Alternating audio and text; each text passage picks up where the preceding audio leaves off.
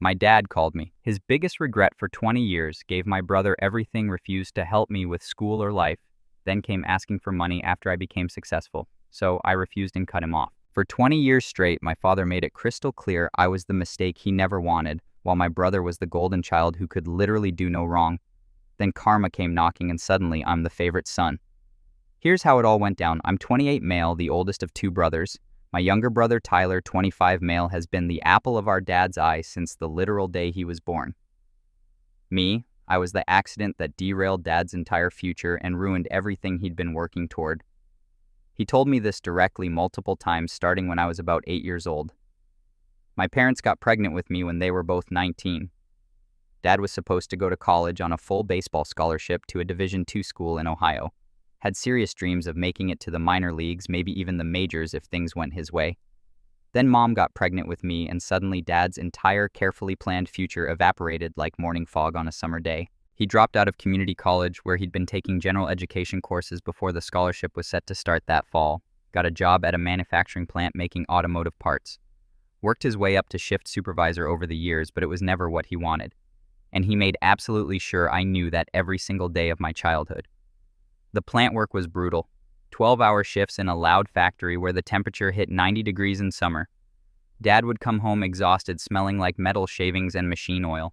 His hands permanently stained with grease that never quite washed out. He'd sit in his recliner with this look on his face. Not quite anger, not quite sadness, just this hollow resignation that his life had taken a wrong turn he couldn't reverse. My earliest memory of Dad is him yelling at Mom about how their lives would be different if they'd been more careful. I was maybe 5 years old playing with toy cars on the living room floor while they fought in the kitchen. Didn't understand what they were arguing about at the time, but I knew somehow it involved me. The way Mom would glance at me with guilt in her eyes. The way Dad's voice would drop when he noticed I was listening. The resentment wasn't subtle either. Dad would look at me sometimes with this expression like he was doing mental math in his head, calculating all the things he could have been doing if I didn't exist. Baseball games he could have played in front of scouts, cities he could have lived in, money he could have saved instead of spending on diapers and daycare and all the expensive things babies need. When I was 7, Tyler was born. That's when everything suddenly changed. See, by then, Dad had adjusted to his life. He'd accepted that he wasn't going to be a professional athlete. He'd settled into his job at the plant and worked his way up to a position with better pay. He and Mom had been married for 7 years and had actually planned Tyler's arrival. They'd saved money, prepared the house, got excited about having another baby. This time around, Dad was actually ready to be a father. The difference in how he treated us was night and day. Tyler's baby photos are professional studio shots and matching outfits with Mom and Dad beaming at the camera like they'd won the lottery. Mine are blurry Polaroids where you can barely see my face because Mom was still learning how to use the camera and nobody cared enough to retake them. Tyler's baby book is meticulously filled out with first words, first steps. First, everything documented like he was some kind of scientific experiment. Mine has my name and birth date filled in, then empty pages for the rest.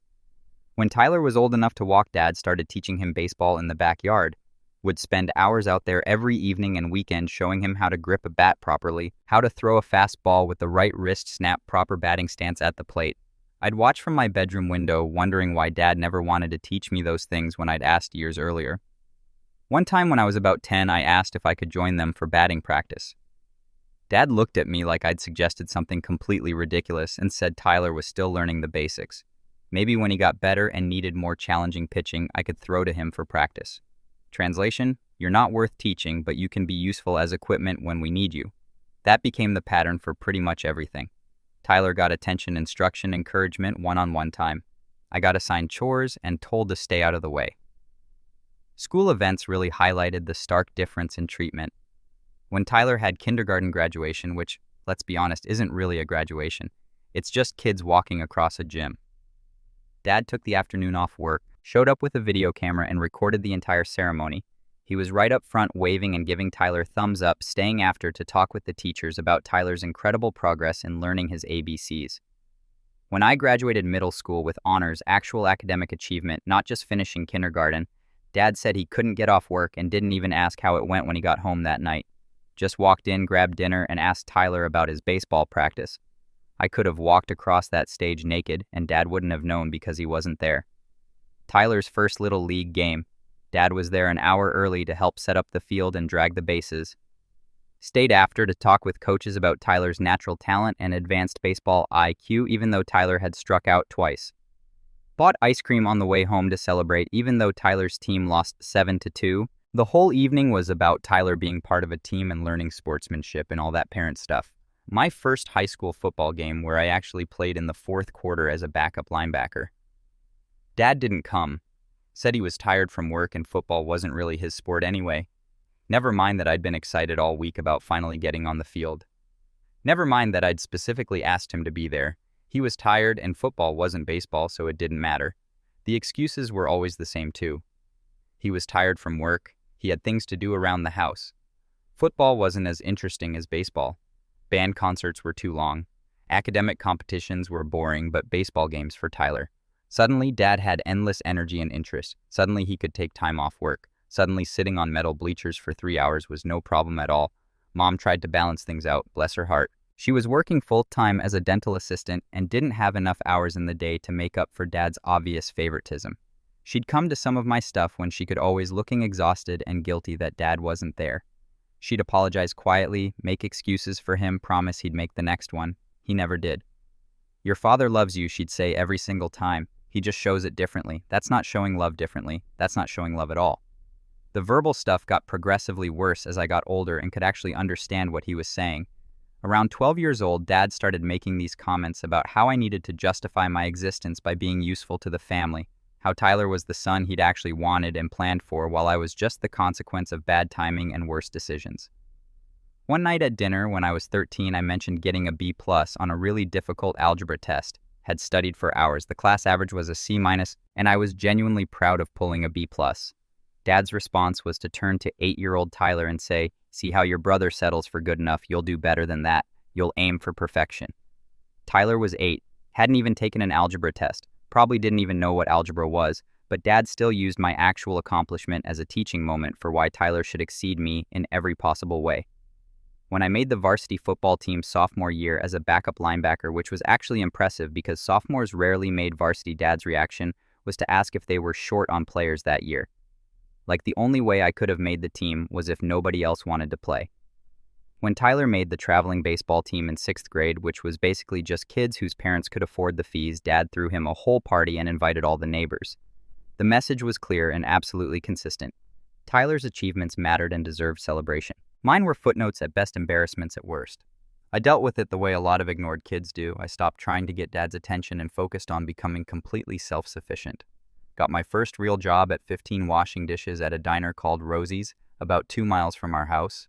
Saved every single penny I earned. Started planning my exit strategy from that house the literal second I turned 18. The job at Rosie's was tough work. Showed up at 5 p.m., worked until closing around midnight, washing hundreds of dishes in scalding hot water that turned my hands red and wrinkled. My fingers would be pruned by the time I got home. But I didn't complain because that money was my ticket out.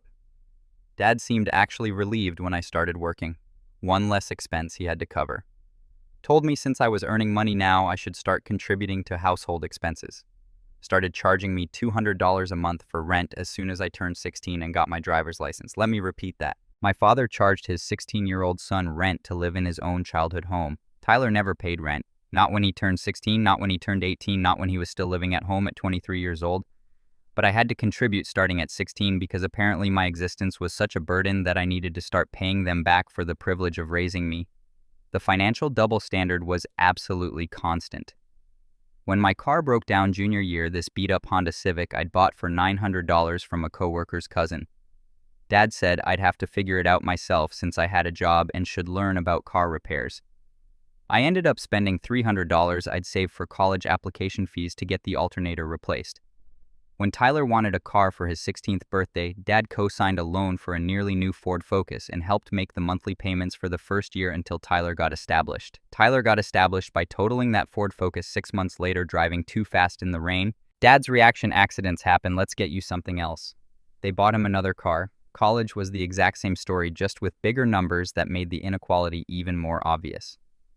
I got into a decent state school with some scholarship money covering about half tuition. But I still needed substantial help with room and board and books and all the other expenses that add up when you're trying to survive as a college student. Asked Dad if he could help with anything, even just a couple $1,000s to get me started. His response, I was 18 now and needed to learn financial responsibility. Said taking out loans would teach me the value of money and build character. Said he'd done me a favor by not helping because now I'd appreciate my education more. The mental gymnastics were impressive, so I took out student loans, lots of them, federal loans, private loans, whatever I could qualify for. Took out loans and worked 2 jobs simultaneously to cover living expenses that the loans didn't touch. Worked overnight shifts at a warehouse from 11 p.m. to 7 a.m., loading trucks and moving pallets. Then I'd go to morning classes running on pure adrenaline and exhaustion.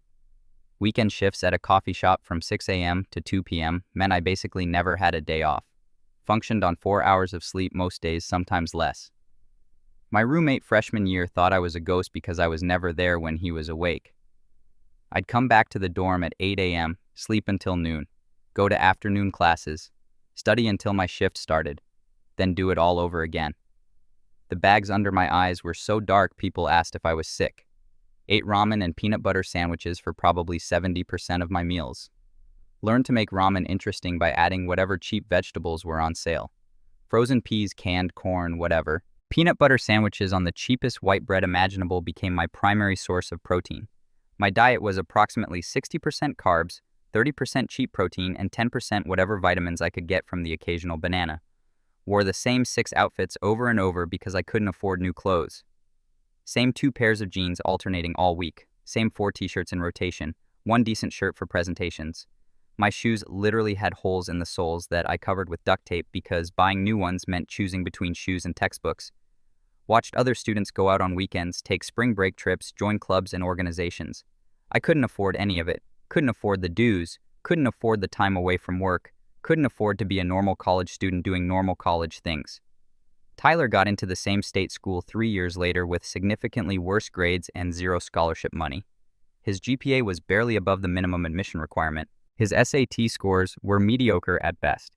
He'd coasted through high school on dad's constant excuses and mom's enabling, never really applying himself to anything except baseball. Dad paid for everything without hesitation or conditions.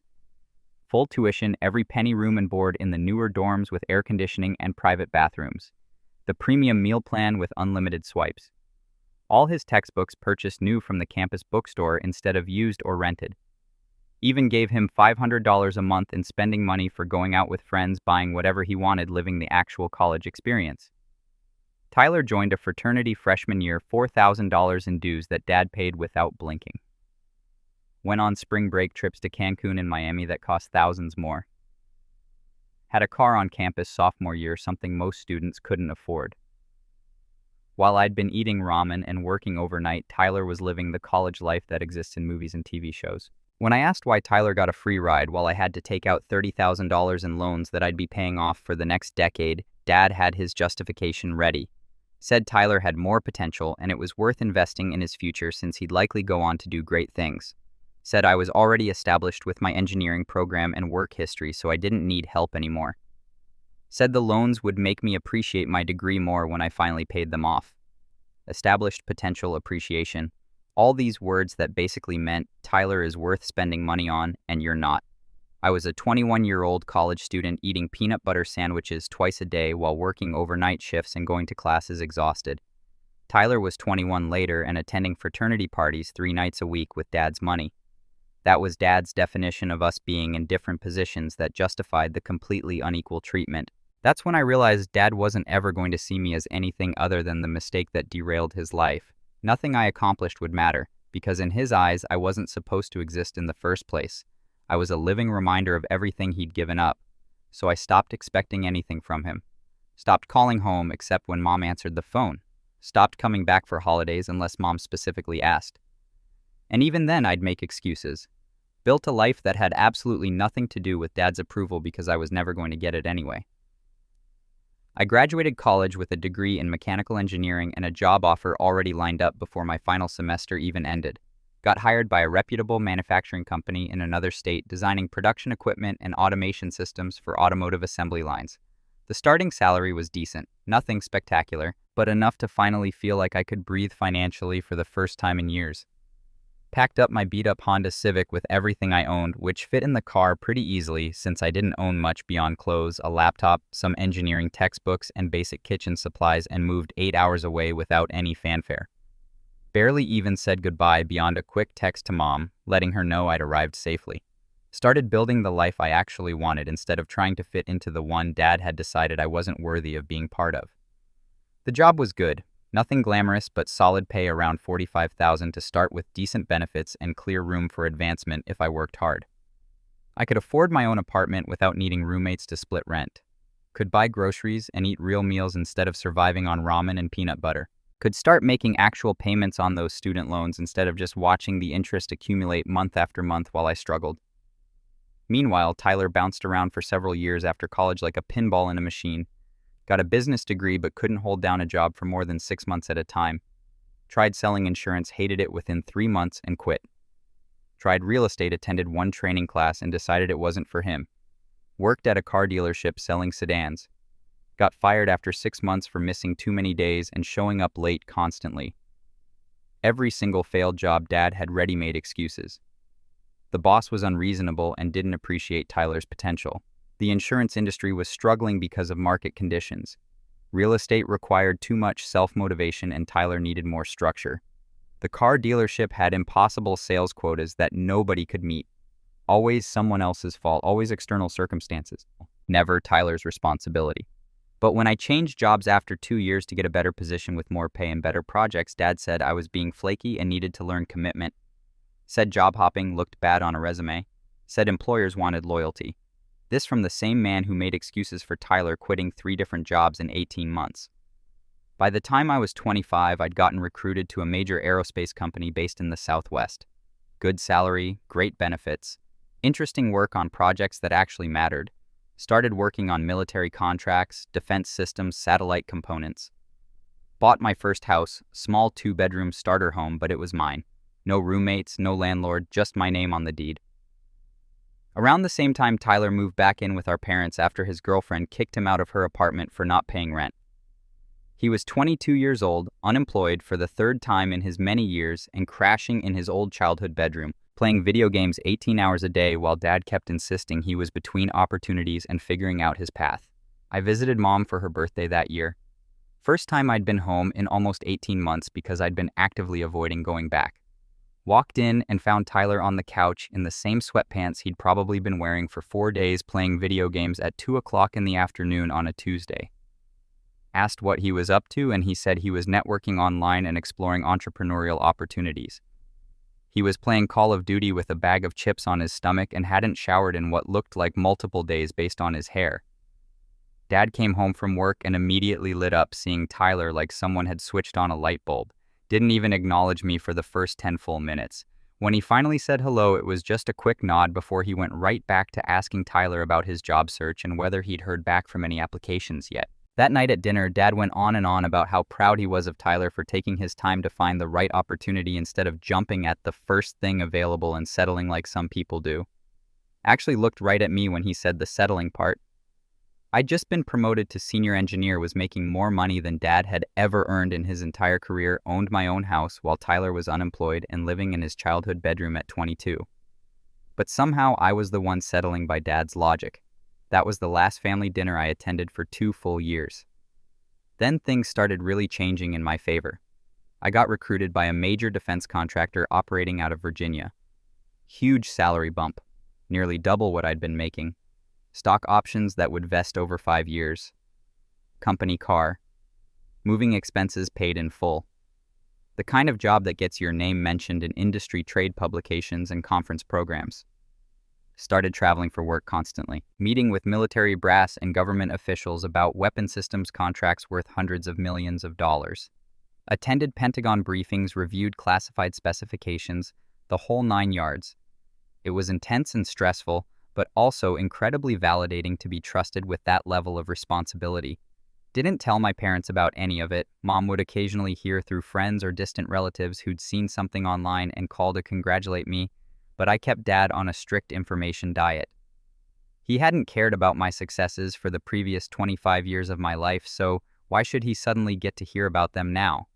Tyler, meanwhile, was still finding himself at 24. had moved back in with our parents for the third time after losing yet another job, was working part-time at a sporting goods store folding t-shirts and restocking shelves, talking constantly about starting a business, flipping cars despite having zero money and zero mechanical knowledge about what made a car valuable.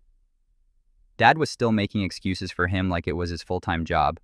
Tyler was entrepreneurial, had vision and ambition, just needed the right break to come along.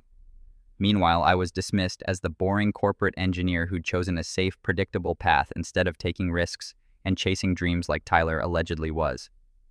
The irony was completely lost on Dad that Tyler's biggest risk was betting on parental support lasting forever while contributing absolutely nothing. Then came the phone call that changed absolutely everything.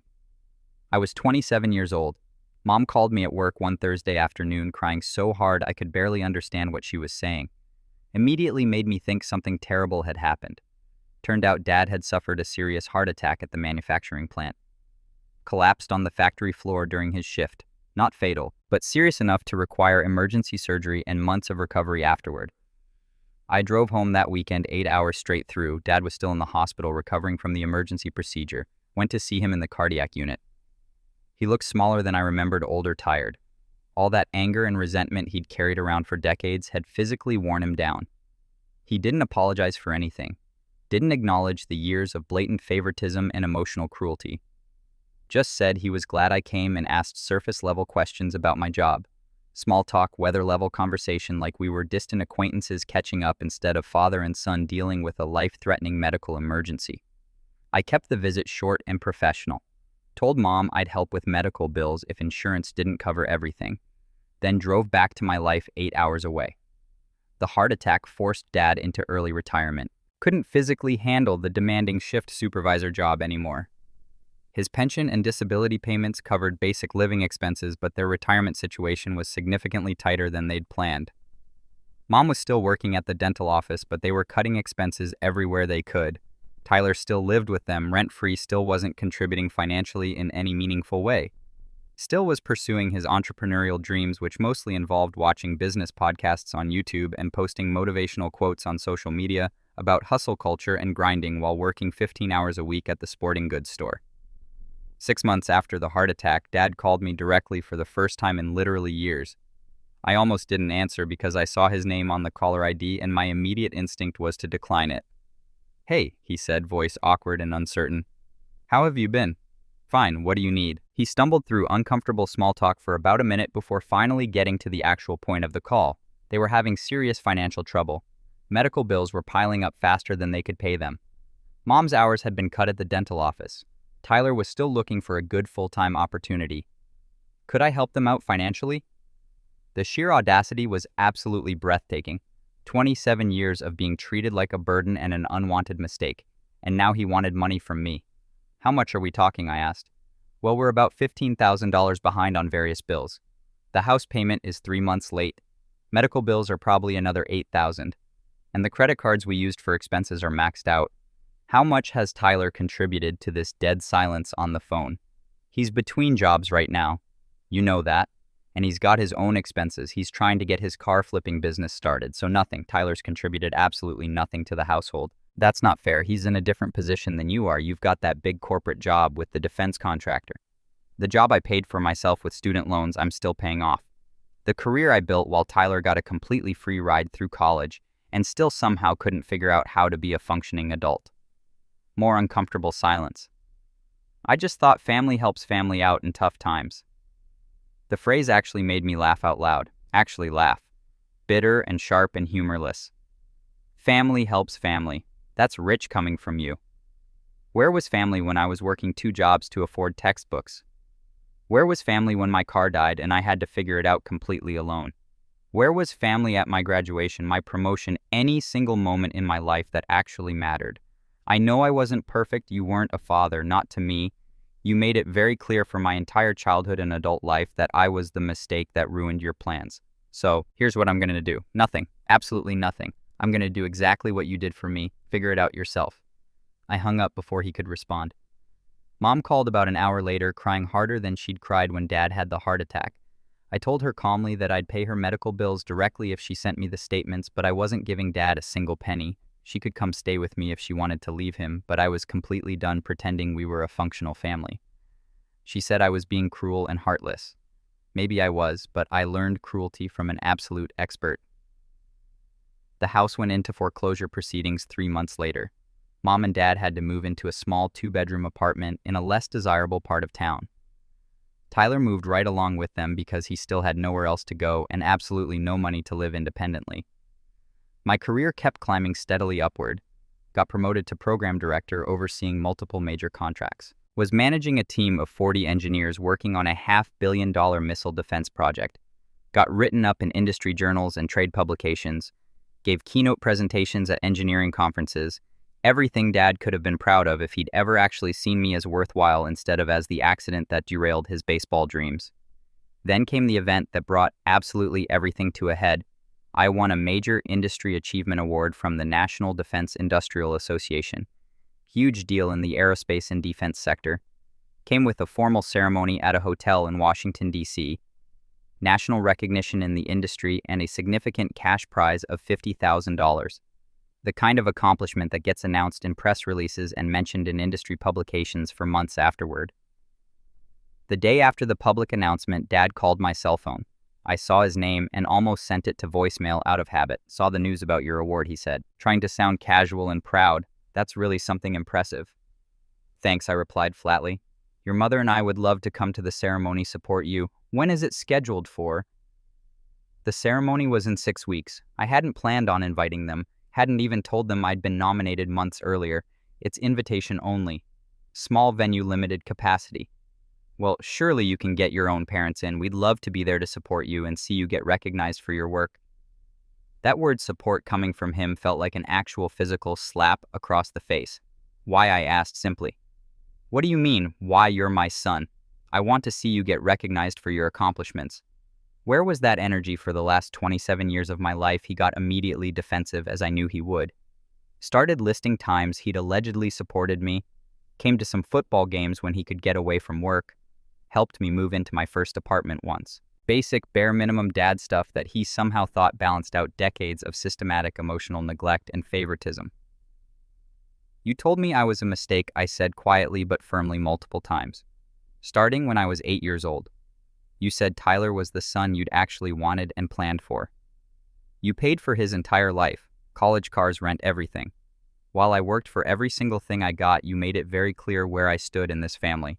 I was frustrated back then. I was young and didn't know how to handle it. I didn't mean those things. Yes, you absolutely did. You meant every single word. And now that I've succeeded completely despite you rather than because of you. Suddenly you want to be involved in my life. That's not fair. Fair. You want to talk to me about fair.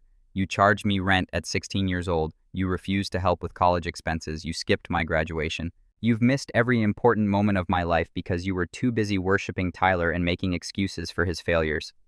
And now you want an invitation to my awards ceremony. I'm your father. No, a real father shows up for his kids. A real father supports all his children equally. A real father doesn't spend 27 years making one son feel completely worthless while handing the other son everything on a silver platter. You're just the guy whose genetics I happen to share. That's the extent of our relationship. I want to make things right between us. You can't. Some things don't get fixed with an apology. You made your choices consistently for nearly 3 decades. Now you get to live with those choices. I hung up on him, blocked his number in my phone, blocked his email address, didn't invite him to the ceremony. The awards ceremony itself was absolutely incredible. My entire engineering team was there celebrating with me. My girlfriend Emily flew in from her job in Boston. Some old college friends I'd stayed close with made the trip to DC. People who actually cared about me as a person celebrated my success authentically. The people who should have been there by biology weren't, and I honestly didn't miss them at all. After the ceremony, during the reception, one of my senior colleagues asked why my parents weren't there for such a major career milestone. I told him simply that we weren't close and left it at that. He looked genuinely confused and said his own father wouldn't have missed something like this for anything in the world. Must be nice to have that kind of father, I thought, but didn't say out loud. I posted exactly one photo from the event on social media. Just me holding the award plaque, smiling genuinely. Didn't mention who wasn't there or make any pointed comments, didn't need to. Mom commented, "So proud of you, sweetheart." No mention of Dad whatsoever. Tyler didn't comment at all, didn't even like the post. 2 weeks after the ceremony, the Tyler called my cell phone out of nowhere. We hadn't spoken in over a year at that point. "Hey man, congrats on the big award. That's really cool." "Thanks," I said carefully. "Look, I wanted to talk to you about something kind of serious. Dad's really struggling with what happened between you two. He feels terrible about everything. He should feel terrible. I know he wasn't perfect growing up, but he's still our dad. And he's really not doing well right now. The stress of everything, the financial problems, feeling like he's lost you. It's honestly killing him, and I think you should give him another chance. He genuinely wants to apologize, wants to try to build an actual relationship with you. He's different now. The heart attack changed him. Is he actually different, or does he just want access to my money and my success now that I have?" Both Tyler got defensive immediately, started saying I was being unfair and holding grudges and not understanding how hard things had actually been for Dad all these years. I let him talk himself completely out before responding calmly. "Tyler, do you know why Dad treated us so differently our entire childhood? What do you mean I was the unplanned pregnancy that ruined his baseball scholarship and his entire future? You were the planned son he actually wanted after he'd adjusted to his life. That's why you got absolutely everything while I got nothing. He resented me for existing and ruining his dreams. He never said anything like that to me. Of course he didn't. He said it to me multiple times over many years. You were the golden child who could do no wrong. So, you never saw any of it, but I lived it every single day." Silence on the phone line. I honestly didn't know it was that bad for you. How could you know? You were too busy being the favorite and getting everything handed to you on a silver platter. More uncomfortable silence. "What do you want me to say here?" "Nothing. I don't want anything from you. Just stop calling me about Dad and his feelings. His emotional state isn't my problem anymore. He made that choice a long time ago. We're still family though. Family is supposed to be there for you when you need them. Where was family when I actually needed support? Now that I don't need anything from any of you, suddenly everyone wants a relationship. That's not how this works. So, you're just going to cut us all off permanently." "I didn't cut anyone off. I'm just done pretending we're something we never actually were. You all made your choices over and over for decades. Now you get to live with the natural consequences of those choices." I hung up. Haven't spoken to Tyler since that conversation. Mom and I still talk occasionally on the phone. She's caught in an impossible middle position, which I do feel somewhat bad about, but I'm absolutely not budging on Dad. She understands my position, even if she wishes things could be different. She's made her choice to stay with him, and I've made my choice to maintain distance. Last I heard through Mom, Dad, and Tyler are still living together in that small apartment. Dad's disability payments barely cover the basics of rent and utilities. Tyler finally got a full-time job working at a call center doing customer service, though he apparently still talks constantly about his business plans and entrepreneurial opportunities that never seem to materialize into anything real. They're struggling financially and emotionally. I'm not struggling at all.